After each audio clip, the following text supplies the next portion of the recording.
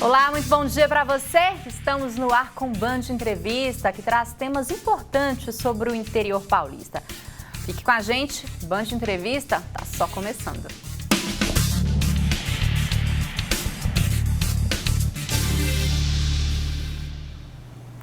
E hoje o nosso convidado é o prefeito da cidade de Iepê, Murilo Campos. Prefeito, bom dia, seja bem-vindo e obrigada por aceitar nosso convite. Bom dia, Luci. Bom dia a todos e eu que agradeço o convite e a participação. Bom, prefeito, o senhor está no segundo mandato, né, na prefeitura Sim. de Iepê, mas o seu começo foi um tanto, digamos assim, um pouquinho complicado, né? Perdeu o parceiro, o prefeito eleito, e aí precisou assumir, né? Foi junto com ele a vice-prefeito, né? E aí precisou assumir. Como é que foi essa transição, né, de vice para prefeito? Foi uma chapa em 2016, a eleição de 2016, onde eu era vice-prefeito do então falecido Antônio Menossi. E quando, ao final de 2018, o mesmo veio a falecer, e aí foi quando eu tomei posse como prefeito lá.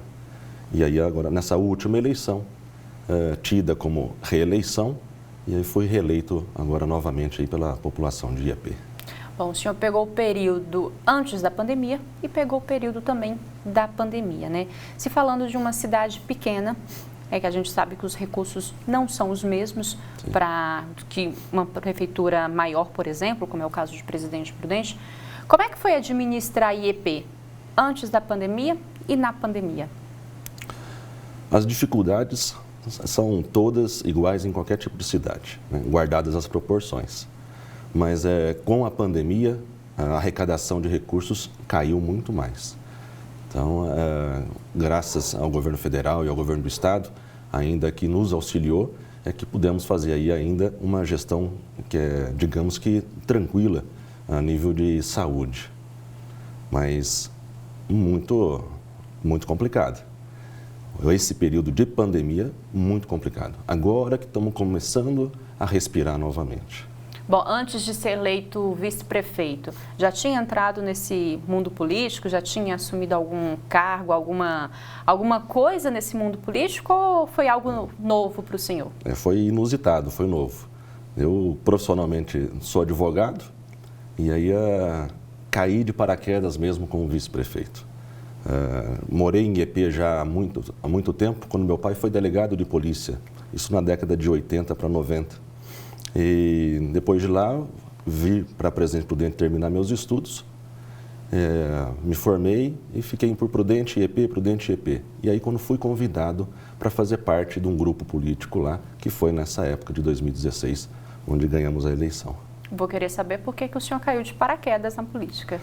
Porque eu nunca fui político. Nunca me envolvi com política, nada disso. E por que resolveu se envolver? Porque eu amo a comunidade de Iepê. Essa foi a questão de que eu entrei. Para ajudar aquelas pessoas com quem eu gosto, que sempre me dei bem, meus negócios, alguns dos negócios meus é lá em Iepê. Então, por isso que eu aceitei o convite e deu certo, graças a Deus. E a gente tem feito, não politicagem, mas tem feito muita gestão pública aí em prol da nossa comunidade lá. Hoje, como é que o senhor, olhando a cidade de Iepê, como é que o senhor vê a cidade, como é que o senhor vê o município, né? Porque a gente está falando de uma cidade pequena. Sim. E é uma cidade que acredito que a população vive ali do comércio local, né? Não se tem tanta indústria, né? Não é uma cidade que tem muitos recursos ali, que consegue gerar muitos recursos, né? Como é que hoje gira o município? Hoje o município gira em torno de prefeitura e usina Cocal e também um laticínio grande que tem em Iepê. Essas são as principais fontes de renda aí, de emprego, na realidade. Agora, recentemente, desapropriei 2 alqueires próximo ali da cidade de Iepê, justamente para fazer um distrito industrial, fomentar eventuais indústrias que têm interesse de ali se alocarem para tentar aí, gerar maiores empregos para a nossa população.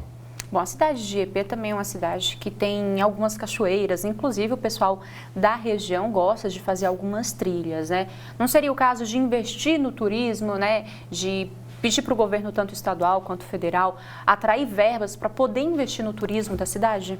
Essa também é uma preocupação da administração, esse interesse turístico. Lá em EP nós temos também uma ilha, né? E essa ilha agora que estamos conseguindo fazer a regularização dela, porque não havia escritura, nada. É do município, mas não estava regularizado. Estou fazendo a regularização justamente para, eventualmente, fazer uma licitação com interesse público, mas para que seja explorada turisticamente. E a gente poderia falar de prazos com relação a isso? Infelizmente, não dá para a gente falar prazo, porque depende da CTG, que é a concessionária da usina do lago, da represa, e também o cartório. Então, é difícil a gente falar prazo. Eu quero fazer antes do término do meu mandato. Que seria em 2024, né? O senhor disse que a cidade, a gente conversando nos bastidores, que a cidade fica muito próximo do estado do Paraná, né? Nós estamos muito próximo da questão da divisa, né? Até brinco que nós somos a região ali mais distante, né? Nós estamos mais longe da capital, obviamente, mas estamos mais perto dos estados do Paraná e do Mato Grosso do Sul. O senhor acredita que isso é algo que vem a ganhar, que a gente, pela essa nossa localização, ou é algo que prejudica a gente? Não, tudo vem a ajudar a gente. Agora, infelizmente, é que IEP, ainda que próximo à divisa do Paraná, ele não é muito bem localizado, o que dificulta a vinda de eventuais empresas de grande porte. Como tanta cidade pequena, né? Pois é. Então, esse foi um dos motivos para o distrito industrial, para a média e pequena empresa. E mesmo assim, fomentando empregos. Bom, voltando nessa questão do distrito industrial, a gente pode trabalhar também com prazos ou não tem como trabalhar?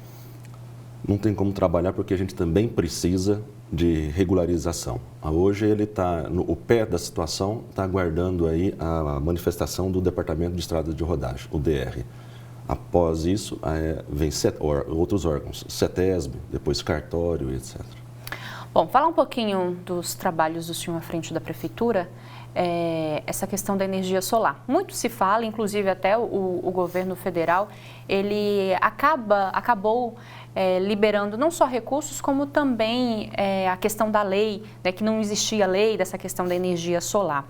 O que está sendo feito, né, já que a gente sabe que é uma energia limpa, é uma energia sustentável, o que está sendo feito ali no município de EP com relação a essa questão da energia solar? É uma preocupação não só ambiental, mas também econômica. Hoje estamos implantando energias solares, a princípio, nas escolas municipais. Então, fizemos aí num importe de quase 1.200.000 de placas solares, está em fase de instalação, para justamente gerar esse tipo de economia de energia para os cofres públicos. E esse projeto de começar nas escolas, vocês pretendem ramificar para os demais órgãos? Para outros prédios públicos, questão da iluminação pública? Sem dúvida. Para a iluminação pública também. A parte de EP já houve a substituição das lâmpadas de vapor de sódio por LED. E agora estamos terminando mais um projeto para fazer uma nova etapa de troca de lâmpadas do vapor de sódio para LED novamente. É o caso de se pensar também em projetos para a população, porque a gente está falando de prédios públicos, né, que já iria dar uma economia muito grande para o município, mas e para a população? Tem algum projeto que o município pretende estudar até mesmo para baratear também a questão do custo, porque infelizmente ainda é um projeto caro, né? A instalação de energia solar. Tem algum projeto que a prefeitura pretende implantar para ajudar a cidade, a população no caso, Sim. né? Tem e já está em fase quase de término. Um ganha-tempo municipal, para que as pessoas ali não tenham que gastar tempo e nem dinheiro para vir para Presidente Prudente, para o poupa-tempo, para fazer os seus afazeres. Então, lá a gente construímos com recurso próprio um prédio. Estamos agora para inserir o DETRAN, PROCON, Banco do Povo, entre outros órgãos, justamente para atender a população nesse sentido. E esse projeto desculpa, qual que é o nome do projeto? Ganha Tempo. Ganha Tempo. É um projeto municipal. É um projeto municipal. E como é que ele vai funcionar?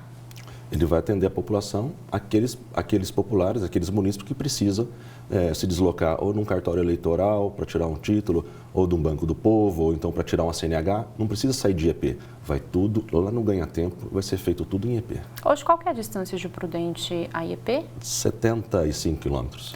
É uma distância boa, né? Com 2 pedágios. Vai ajudar bastante a população que tem que fazer hoje, infelizmente, né, tem Prudente como referência aí, né, vai ajudar bastante a população. Sem dúvida. Prefeito, eu vou pedir para o senhor uma licença, um tempo para a gente fazer uma pausa, tomar uma água e a gente já volta, tá? Tá ok. Bom, a gente vai fazer uma pausa aqui no nosso bate-papo e já voltamos com mais informação.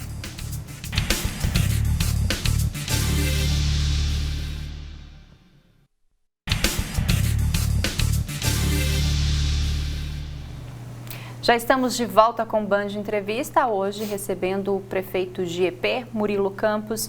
Prefeito, a gente estava falando da questão da iluminação, né, da iluminação pública, falamos também de um projeto para as pessoas de IEP não precisar vir até Presidente Prudente para tirar documento, né, como por exemplo ir no Poupa Tempo, que ajuda bastante. Falar da questão da pavimentação, né, porque IEP é uma cidade bem pequenininha, uma cidade, acabei de descobrir, 8.000 habitantes, né? E essa questão da pavimentação, a gente enfrenta muito problema, vê muito problema em cidades maiores, né? Em IEP, como é que está a situação do recap, das ruas, né? Na cidade? Também estava muito precária a pavimentação asfáltica de IEP. E aos poucos desses 3 anos e meio que eu estou à frente da gestão, paulatinamente a gente vem fazendo aí alguns recaps. Agora, recentemente, fizemos uma licitação de quase 1.900.000 só de recap, só nas ruas, nas principais ruas de IEP, aquelas mais movimentadas, e principalmente numa avenida principal lá, que vamos recapear ela inteira, na sua totalidade. Né? Aliado ao fato ainda de uma vicinal que há muitos anos era demanda já de IEP, que hoje IEP só tem uma entrada só. A outra entrada era de terra e pedra. Então, agora, algo típico de cidade pequena. Bem pequena. E essa vicinal, pleiteamos junto ao governo do estado, fomos contemplados, graças a Deus, a uma vicinal de 4 quilômetros e 200 metros, num orçamento aí de 14 milhões de reais. Então, já assinei convênio com o governo do estado, junto ao DR, e agora estamos aguardando a execução das obras aí, que deve ser nos próximos meses. Bom, o senhor falou o recap de algumas ruas, né, da avenida principal. Há a possibilidade de cuidar de todo o asfalto, de recapear as ruas que precisam? Existe essa possibilidade ou você vai falar, não, Luci, por enquanto a gente está trabalhando com aquelas de maior movimento, de maior fluxo? O propósito nosso é fazer 100% de IEP recapeado, até o final da gestão. Porque hoje um recap custa muito para o cofre público. Por essa razão, a gente tem que fazer conforme vai entrando dinheiro. Conforme a verba vai chegando. Com relação à frota municipal, né, a informação que agora há pouco a gente conversando, são mais de 100 veículos e foi uma frota renovada, né? Isso a gente está falando de ambulância, está falando de vans, ônibus. Esses recursos foram recursos estaduais, recursos do município? A frota, quando eu peguei, era uma frota muito sucateada. Então, aproximadamente 105 veículos aí, entre veículos, ônibus, moto e maquinário pesado, agrícola. Hoje nós renovamos aí, nesses 3 anos e meio, cerca de 40% aí da frota está renovada, com veículos novos. Grande parte do governo do estado de São Paulo, alguns micro-ônibus do governo federal e outra parte com recurso próprio do Tesouro Municipal mesmo. Com relação aos prédios públicos, né? Também tem um trabalho que vem sendo feito nessa questão de reformas, né? E claro, de melhorias. Sim. Também começamos já com algumas reformas em alguns prédios. O Paço Municipal agora recentemente está sendo reformado. Escolas municipais já foram. Estratégia de Saúde da Família, que são os PSFs, também estão sendo reformados. O Hospital Municipal também já foi reformado. E agora o que falta é algumas pinturas em alguns prédios e outros. Então, aos poucos, nós estamos deixando o IEP com a cara bonita novamente. Essa questão das reformas, né, que a gente fala, e às vezes até a gente, né, o senhor como prefeito, como administrador da cidade, né, tem mais propriedade para falar isso. Não é um trabalho fácil, né, até porque vocês precisam solicitar verba. Talvez o fato de termos mais representantes da nossa região, né, tanto no Senado quanto no Congresso, poderia facilitar a vinda de mais recursos aqui para a nossa região? O senhor acredita que carece de representantes lá para cima? Sem dúvida. Você tocou num ponto muito crucial. O que falta na nossa região aqui são representantes, principalmente na Assembleia Legislativa e no Congresso Nacional. Então, temos sim alguns deputados parceiros da cidade, mas da região de Presidente Prudente são muito poucos. E aí dificulta vir verbas para o município, que são as emendas parlamentares, no caso, que os deputados encaminham para os municípios, onde são alocadas aí, ou nos segmentos da saúde, em obras, educação, etc. Falar de transporte público para universitário, porque os universitários que estudam em outras cidades, eles têm esse transporte, eles conseguem vir estudar de graça. IEP é uma das poucas cidades que fornece esse tipo de transporte para os universitários de forma gratuita. Nas outras cidades, pelo que eu conheço e tenho conhecimento, é cobrado um valor para ele fazer esse transporte. IEP não. IEP ele dá gratuitamente o transporte para os universitários. E esse repasse sempre foi dado ou foi algo que foi adquirido na gestão do senhor? Estava para ser cancelado quando eu reassumi o compromisso com os universitários e desde então tenho mantido esse compromisso. Quantos estudantes são na cidade de IEP? Cerca de 2 ônibus para Presidente Prudente, mais um ônibus para Assis. São quase... mais de 50 estudantes. Para uma cidade com 8 mil habitantes é um número razoável, né? Sim. E que tem, com certeza, faz a diferença na vida aí desses estudantes, né? Porque às vezes os próprios, né, eles não teriam nem condições de pagar o transporte de vir estudar. Falar de saúde, porque teve também a autarquia do Hospital Municipal. Sim. Né? Fala pra gente um pouquinho sobre essa questão. O hospital hoje é uma autarquia, mas quem administra, quem banca, na realidade, economicamente, financeiramente falando, é a Prefeitura Municipal. Então, o hospital é municipal, um dos poucos hospitais municipais da região, e é tido ainda como exemplo, porque a saúde lá, não é porque eu estou à frente da gestão, não, mas sempre foi tida como princesinha dos olhos a saúde de IEP. E hoje o Hospital Municipal atende não só IEP, como Nantes ali, e por quem ali passa ali e precisa de algum tipo de atendimento e tudo mais. A Prefeitura hoje repassa num importe aí de aproximadamente R$600 mil mês para manter o nível aí do Hospital Municipal. Manter médicos, auxiliares de enfermagem, enfermeiros, todo o corpo clínico e administrativo e tudo mais. E esses R$600 mil, sempre com recurso da Prefeitura ou, claro, tem ajuda, tem recursos vindo dos outros governos? 100% recurso próprio. A Prefeitura que faz isso, sem ajuda de governo, nada. E chama a atenção porque a gente está falando, como eu disse, né, de uma cidade pequena.